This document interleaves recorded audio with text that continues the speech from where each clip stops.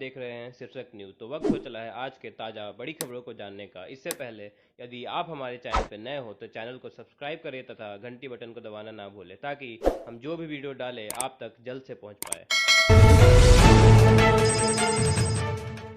Corona के बीच गुजरात में हीका चक्रवात का खतरा, समुद्री किनारों पर अलर्ट जारी। जी हां, कोरोना महामारी के बीच अब गुजरात के समुद्र तट पर चक्रवात का खतरा मंडरा रहा है। मौसम जानकारों का कहना है कि गुजरात के समुद्री तट पर हीका नाम का चक्रवात तबाही मचा सकता है। मौसम विभाग के मुताबिक हीका नाम का चक्रवात 4 से 5 जून के बीच में गुजरात के द्वारका, ओखा और मोरबी से टकराता हुआ कच्छ की ओर जा सकता है। इस चक्रवात की वजह से कच्छ के कांडला और आसपास के इलाकों में भी नुकसान हो सकता है।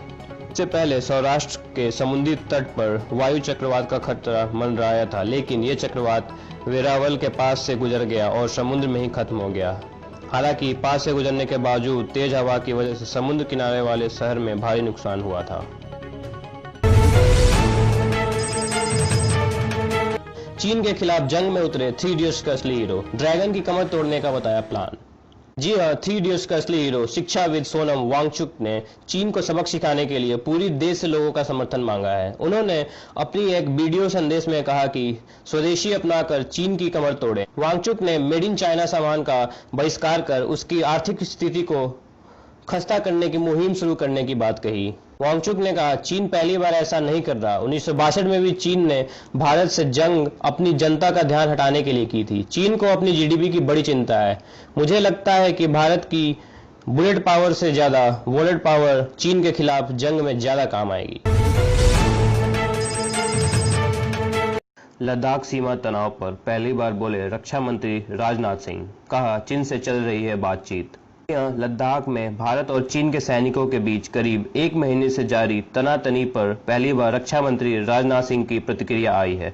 रक्षा मंत्री ने शनिवार को कहा कि भारत और चीन के बीच सैन्य और कूटनीतिक स्तर पर बातचीत चल रही है। यह पहली बार है जब शीर्ष स्तर से एलएसी पर भारत चीन टकराव पर कुछ कहा गया है। राजनाथ सिंह ने यह भी साफ किया कि अमेरिकी मध्यस्थता की कोई आवश्यकता नहीं है, क्योंकि दोनों देशों के बीच समस्याओं के समाधान के लिए तंत्र मौजूद है। 24 घंटे में रिकॉर्ड 11,000 से ज्यादा कोरोना मरीज हुए ठीक। पहली बार एक्टिव केसों की संख्या में आई गिरावट। रिकवरी रेट अब 47% से ज्यादा।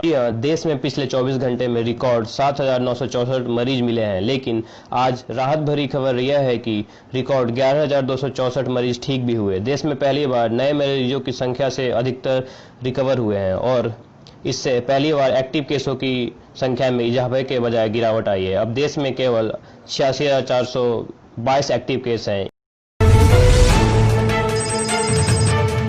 लॉकडाउन 5.0, 30 जून तक बढ़ा लॉकडाउन।